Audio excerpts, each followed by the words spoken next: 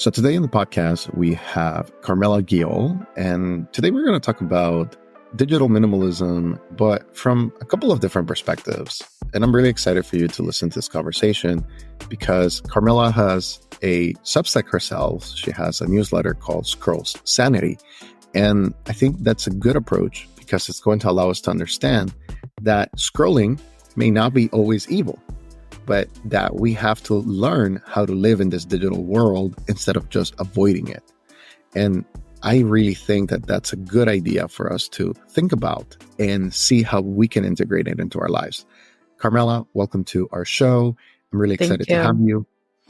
Please give me a little bit of understanding of where you're from, what's your journey, and what is Scroll Sanity? Sure. So it's lovely to be here. Thanks for having me. I think part of my journey is that I grew up, I kind of came of age with cell phones and social media. So I was one of the first generations to have Facebook, for example, with college and when it was only open for college students. And so, and I had a flip phone for a long time. And my father had always impose a lot of limitations on me for these kinds of technologies because he could tell that they were great, but they were also very powerful. And as I got older, I started imposing those limitations on myself. I started embracing them more. And I started realizing once you go smartphone, there's no turning back. And so I kind of held on to my flip phone for as long as possible, which was really easy in my 20s because, I was nomadic and whatever. And so it was easy to kind of be outside of the mainstream. And I've been writing about this journey for the past 10 years. So in 2014, I wrote a piece for the Washington Post about not having Wi-Fi at home. So I was doing all these different little experiments over the years where I wouldn't have Wi-Fi, or I went on social media sabbatical for a year. And I've been writing about it ever since. And I always like to say my sweet spot around my digital minimalism was when I was in graduate school because I was single. I had so much control of my environment. And at home, I decided not to have Wi-Fi. I had a flip phone, so I didn't have access to internet at all while I was home. I kept all of my internet stuff at school, and I'm a creative person. I'm a writer, and I'm also a spiritual person. And I had turned my house into this sacred space where I was just creating and writing and just everything was kind of a meditation, cooking, and I could just be at home and I wasn't online at all. And that was such a special time. And there's no coming back from that. There's no going back to that because that was also pre-pandemic. And it was also, like I said, I was single and everything. And now I have 2 kids, I'm married. We're in a post-pandemic world where everything's online. And so I have a smartphone now, or I had one. And so I've always often thought back to those 3 years in grad school and been I was so productive then with my own writing and man, I just wish I could go back to that. But, this is the world that we live in now. And how do I, manage with the technology that we have? That is a very interesting observation because I think that what you're saying is that in grad school, there were more controlled variables and life didn't feel as hectic as it is maybe now. And if you really think about it, when you're in school, you have a lot of structure, right? You have classes that you have to go to, you have assignments that you have to complete, and you have a lot of other, kind of variables in between that are very static. So you go from maybe 2 to 3 places throughout your day, and then you go into your first job. And now you have way more variables, especially if you have a job that may not be as creative as yours, a job that you need to move to different locations, maybe, for example, like a realtor, I'm going to different houses all the time and using all of these communication areas, right? Whereas in the creative space, you have a little bit more freedom and you can write and you can do all these things. So I find it quite fascinating that you're saying that during that time, it was easier for you to manage some of these things. So from the parental perspective, now that you're a parent, what is it that has changed in your interaction with technology? Are you becoming your dad in that sense? That are you going to limit your children for that technology, or how are you going to help them have a proper understanding of how to use this technology in the future? So my first child was born during the pandemic. And my second child also was born during the pandemic. So, and my husband is German. So a lot of our family lives abroad. Half of my family lives abroad as well. So we do use, smartphones to connect with our families all the time. And I had a smartphone when I first became a parent, and it was a pandemic, like I said. And so I saw that I was, using my phone so much more than I wanted to around my kids. And also when you're a parent, there's a lot of anxiety around, am I doing this right or whatever? And so my like Googling like what flew off the charts, because it was like every time that my kid would like cough weird or something, or all of a sudden I'm like falling down these like Google rabbit holes. Like, I mean, the kinds of things that I was Googling around breastfeeding, like I have a list here because I was like writing about it, but it's like the koala hold and like the flipple and like just the weirdest things that I was like watching videos about and everything. So it's like a lot of uncertainty about parenting and mothering. And then like the internet's there with like so much information. And so, but the whole time I was like, I'm really uncomfortable with giving my children this example of like being so connected to a device. But I was like, there's no way to disconnect myself. Like once I take the plunge, I can't go back. I can't let go of my smartphone now. And I think it's like in conversations with my husband, we both like are very firm about like no screens for our kids. And that's pretty easy because we don't have a television in our living room. And so it's pretty easy. The kids don't have that expectation of like watching TV. And so, but we both are on our phones, and I could see how interested the kids were in the phones. But I also could see how much less patience I had with them because I was constantly like, stop distracting me from my distraction, right? Like everything I was doing on the phone was apparently so urgent and so important. And I was upset with my kids when they would like, try to interrupt that. And it's like, truthfully, nothing I was doing was urgent. Nothing has to be done in that exact moment. But when you have these notifications and you have the smartphone in your hand, and something pops in your head, oh, I need to buy this thing online. You're like, oh, perfect. I'm going to do it right now or whatever. And it's like, no, you could write it on a list. You could do it later.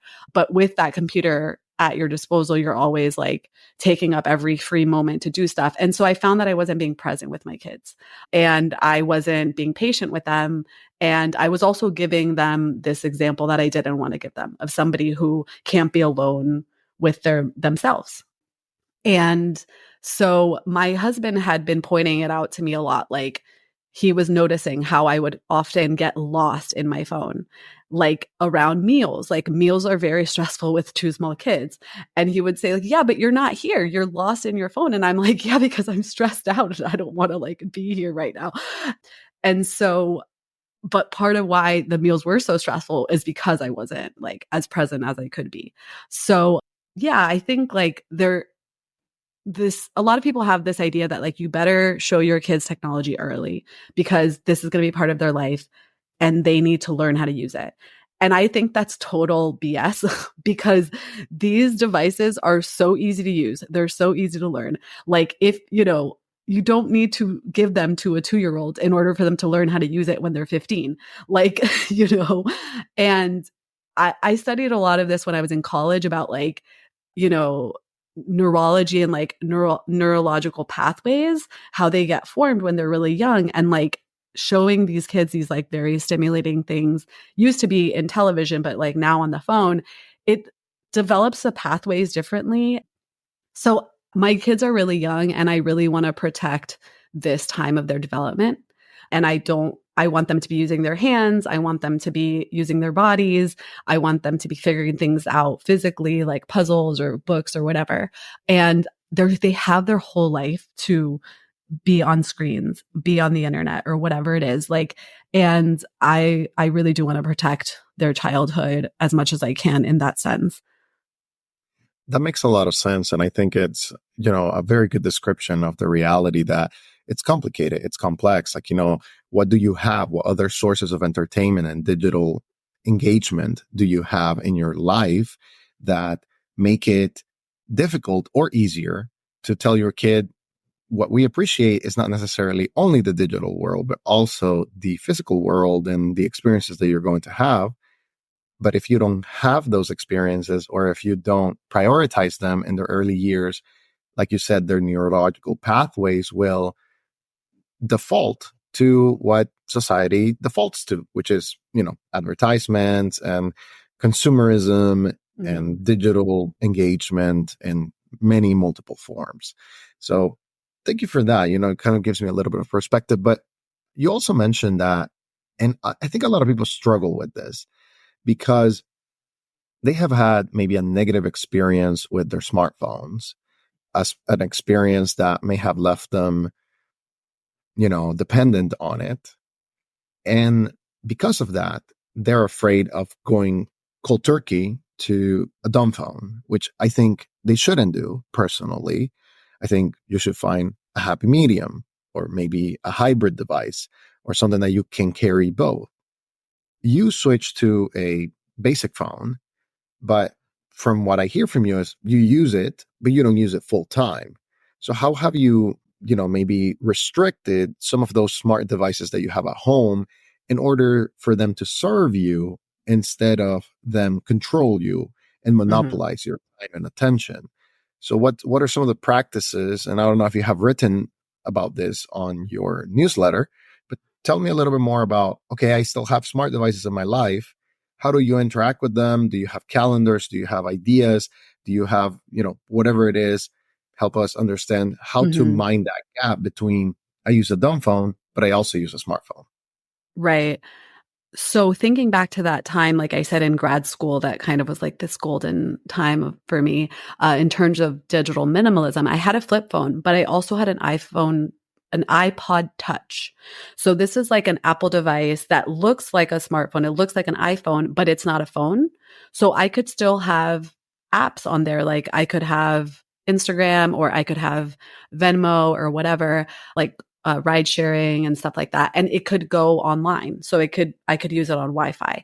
And this was like a really good solution for me back in the day. But then my iPhone died, and I used it for music. I used it for podcasts, and I would go online and I would like download the podcast that I wanted to hear. And then when I was home, I could listen to them, but I couldn't like fall down the rabbit hole because it wasn't connected to Wi-Fi.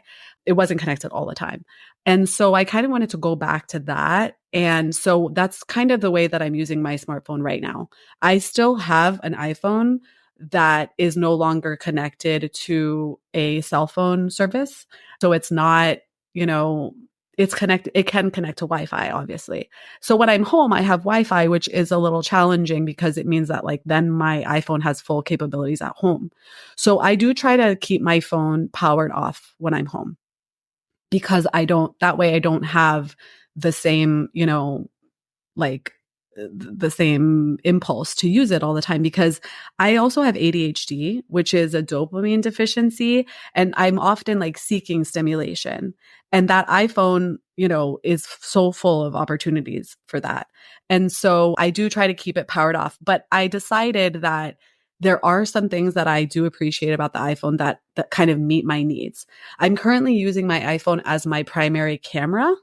And so I take it with me if I want to take pictures at a birthday party or on a trip. And this is easy for me to share the photos with family. I have considered buying a separate digital camera, and I may do that at some point. But like I said, I have two small kids. I was like, I don't want to reinvent the wheel. This is a good enough camera. And it's super easy to share with family, which is important to me. So I use my iPhone for that. I'm I still use it sometimes for music or something when we're out and about, but I do try to use my laptop more when I'm home. And so it takes like people who I used to like Venmo all the time. I tell them, look, I can Venmo you, but I would like to use a different, way to pay you, because I just don't want to be reliant on these apps that are only available on the phone. Like they're only available on a digital device. And like PayPal I can do from my laptop or whatever. And so I've just been kind of switching some things. Obviously that doesn't work with like ride sharing and stuff, but in my lifestyle, don't use ride share that much. But if I'm at the airport, I'll have my smartphone with me. I'll connect it to Wi-Fi. I'll call the Lyft. So that's kind of how I'm using it. But I will say it's super easy to fall down the rabbit hole and to just, it's a slippery slope, like having the iPhone, on, and then one thing leads to another, and then I'm checking my email. So I have also like dumbed down my iPhone so that I've taken off like most of the apps that I would usually like fall into or whatever, but it still has I still have my impulse to use it. And for that reason, I power it down and I put it away, because I also think like out of sight, out of mind is very true for me, at least. So something that you mentioned there is that you still struggle with this. And I feel like that's actually very good, because I think a lot of people want to just go completely offline. They want to get rid of all of the smart devices, but it may not be practical for their situation yet. I think it's something that you have to build up to over time. I've been talking with my wife about going offline for a year completely, and that's something that I don't know when it's going to be realized. However, I've been working on this goal for the past 4 years. So I've been learning and detaching from all of these different things. For example, you mentioned ride sharing.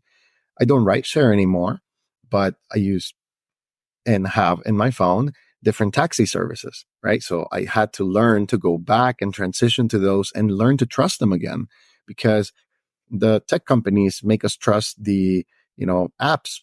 It's very easy, right? Like you have the app, you open it up, you get a car that takes you to the destination, but you don't know when the taxi is going to come or who's going to come. And then, you kind of have to retrain your brain to do that. But it's not too difficult, but it's not easy either. So you had to, be mindful about that. And there are a lot of other areas, how you use email, how you detach from these digital sources. And a lot of people want to do it cold turkey. They want to do it right away, but it takes time and it takes effort and it takes intentionality to do those things. So I really appreciate that you share that, and that you share also that it's easy to go back into the rabbit hole when you keep a smart device in your life, because that is absolutely true. You can go into the rabbit hole really easily, and you need to be mindful of those areas. Now, let's talk a little bit about the benefits of, we talked about parenting, we talked about smart devices in your life, but I want to talk about the benefits that you have experienced in this past, I think, 2 months that you have been on the light phone, if I'm correct. Yes. So let's talk about what have you noticed right away, some of the benefits that you encounter in your life, and how you hope to incorporate the device. Maybe talk a little bit about the quirks and things that haven't been as great, in order to talk about, hey, there's a lot of benefits, but there's a lot of difficulties as well. What have you encountered in these past 2 months? Yeah. I definitely, it has taken some getting used to. I think in the very beginning of making the switch, like I felt very naked leaving the house without a smartphone, especially because I'm so used to like documenting every second of my kid's life with the camera. And I do want to get out of that. Like I had somebody call it like, she felt like a paparazzi. And that's kind of how I also felt with my kids. Like I don't need to take this many pictures of the kids. And surprisingly, I take very few pictures of my kids now, like just in the past two months. And I'm not like, it hasn't been something noticeable that's like hurting my soul. It's just something that a lot of the changes have actually been relatively easy to incorporate. I've been having to learn my way around a city that I've lived in for like 2.5 years. I was just getting around I call it like I was on autopilot. I didn't know my way around even to like Target or somewhere where I would go like fairly often, or like the swimming class that I would go to like many times a week. I didn't know how to get there by myself. And this kind of came to a head when I first got the light phone, because I got lost coming from another city. I couldn't make it between two cities that are next door to each other, because I didn't even know what the major highways were that like connected me to other like major cities around me. And I'm just like, and I mean, it's crazy. Like the roads around here have great signage and like, I never looked at it. And now, I never, so anyway, it's like silly, but I think we're so often on autopilot and just ask somebody, oh, like, do you live east or west of the highway? And people be like, what? So, I'm trying to get a better like lay of the land in that sense. And I appreciate having a better sense of place and having a better sense of direction. And more importantly, having a better like sense of presence. I have to pay more attention to my surroundings. I have to pay more attention to, my children when they're talking to me because I don't have an excuse anymore. I don't have a device. And like they're benefiting from that presence that I'm giving them. I'm benefiting because I'm more able to regulate myself in difficult moments because I have more patience or, I'm more having more presence. I mean, I'm like, okay, I'm feeling overwhelmed right now. I'm going to go take a breather, as opposed to like, I don't even know what I'm feeling because I'm so distracted by, my children and my phone. And like, so I just like I often felt like, I was just building up these emotions that I wasn't processing. And now I'm like more able to process. And I really appreciate the time that I have by myself. Like I've been taking more walks by myself and just not with a device or not, with anything. And like I said, I'm a spiritual person. So I did feel like my device was kind of taking over every, little extra inch of my life, which doesn't make space for like prayer. And, like I said, just connecting to yourself for me is like a spiritual act. And like, I felt like with a smartphone, I couldn't connect to myself anymore. Like I couldn't be alone. And it's something that I'm learning how to do again and like how to reclaim my time and how to reclaim like those little moments in my day. Something like I love the design of the light phone because I think it's very thoughtfully designed in that like photos that get sent to me get automatically sent to my email, as opposed to with a flip phone, like a lot of things would come to me and I just would have no idea what they were and I would never see them. Like I wouldn't see emojis, I wouldn't see pictures. And like that was very frustrating. So I love that like now it's like, okay, I can see that picture later when I'm on my laptop and like checking my email. So I think that's a part of the design that I really appreciate. Something that's been a little annoying is like sometimes it's hard when like a call drops and then you're trying to call somebody else or you're trying to sometimes like if you press the wrong button you can't get back to like the call screen of like somebody an incoming call. Like I've had some like things like that where like I'm trying to pick up a call, it's like ringing but I can't get back to like the call screen or something, I don't know. And like yeah, so but I'm sort of like embracing more of like those frictions. And like I think we talked about this on my podcast, but like I'm bilingual, a lot of my texting is in Spanish and like the voice to text doesn't work in Spanish. And so I'm having to like type out those texts and like I make a lot more phone calls now instead of using the text function. And I still, use the WhatsApp app on my desktop, and I'm still like very obsessed with WhatsApp. It's like, it's yeah, it's something that I use a lot with my group chats around with my friends all over. And so I do find that I'm using my laptop more than I used to, but at least, I can't have my laptop in my back pocket and doesn't come with me when I'm out walking with my kids or, so I think it has improved my relationship with my kids and with my husband and that kind of thing. Very good. I really appreciate you sharing that because I, have a lot of frustrations as well with some of the things that you cannot do that you were used to do. And that is kind of like a retraining process. So it takes time, it takes intentionality, it takes, dedication for you to find how to use these things again. And I definitely resonate with the laptop. Using more of the laptop is something that happens in this journey because in the beginning, you have all of these dopamine hits from your phone, and then you have to replace them. And in the beginning, you start replacing them with digital sources of entertainment.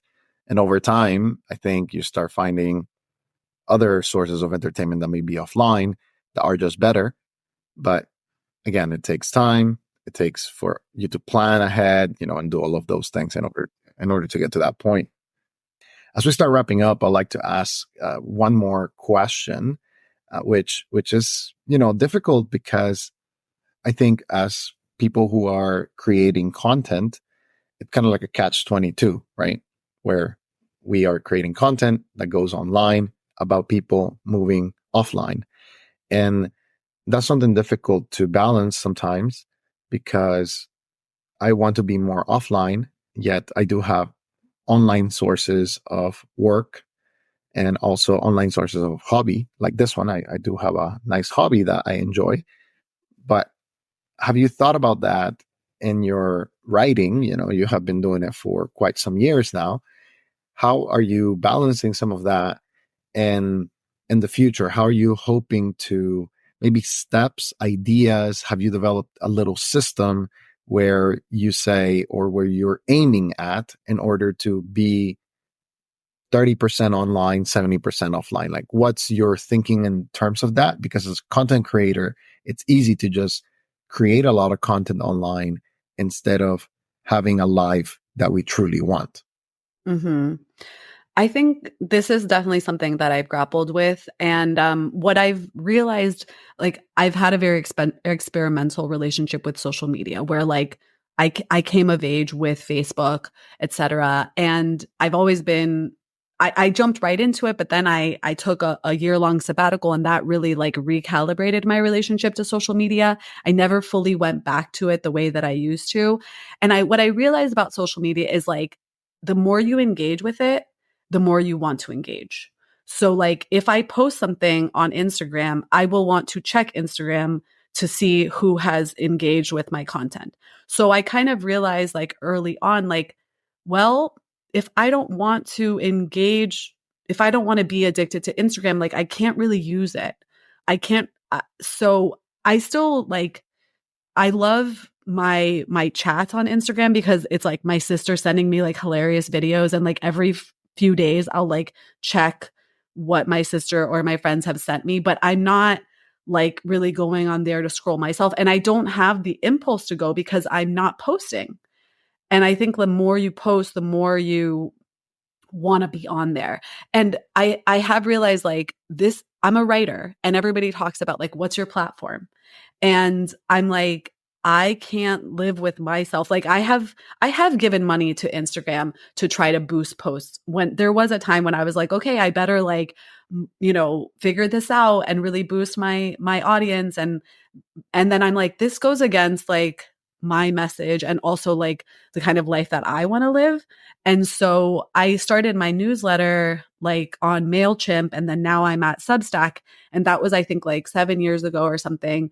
And I'm like, this is the kind of audience that I want to cultivate. It's something that works for me. It's not like these jolts of dopamine, but it's like I write longer pieces there, and I engage with my readership in a more meaningful way than, like, these likes on social media. And, like, I still, will post my links on Facebook or whatever, but honestly, like, nobody sees them because I barely use Facebook. And so therefore the algorithm is, like, broken, and nobody, like, sees my stuff on Facebook anymore. And, like, I don't really care. Like, I mean, thankfully, like, I see this as a very long game, and I don't want to, like, pay Instagram for, followers, like I know a lot of people do.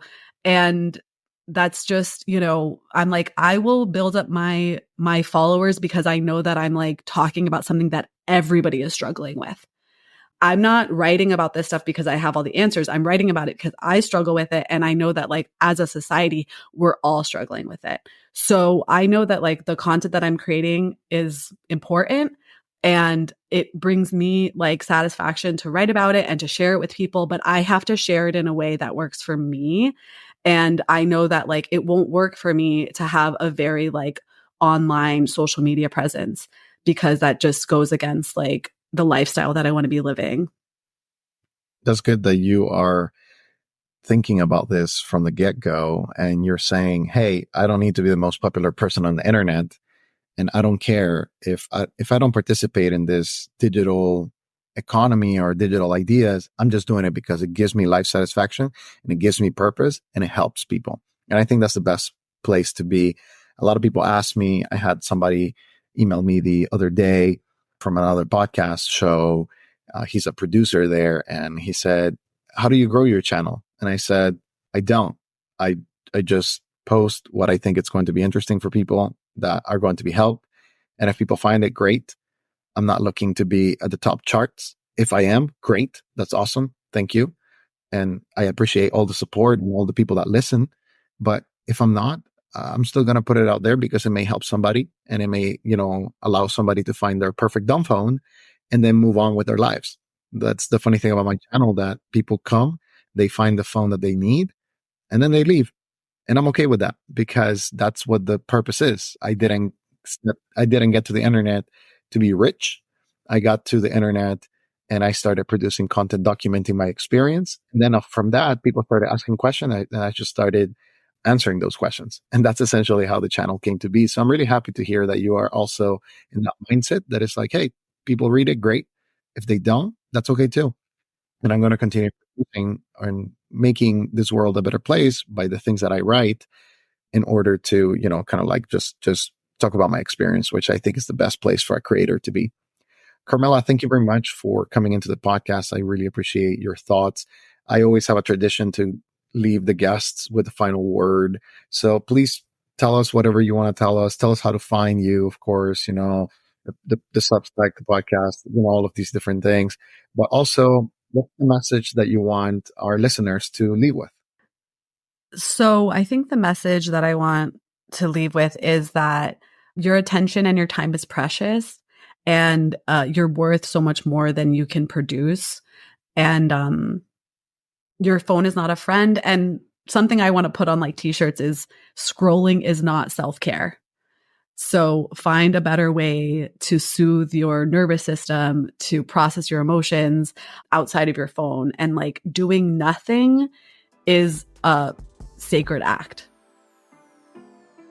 That was Carmella Guiol. And as you heard her right there, scrolling is not a form of self-care. So try to find other activities that give you satisfaction and give you an idea to soothe yourself and to bring back some sanity into your life.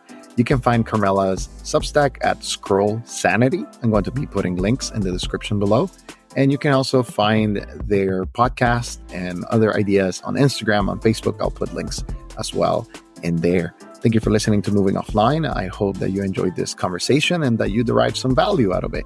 I hope it brings you more understanding about the digital world and the analog world so that you can live your best life out there. Thank you for listening. We'll see you next time.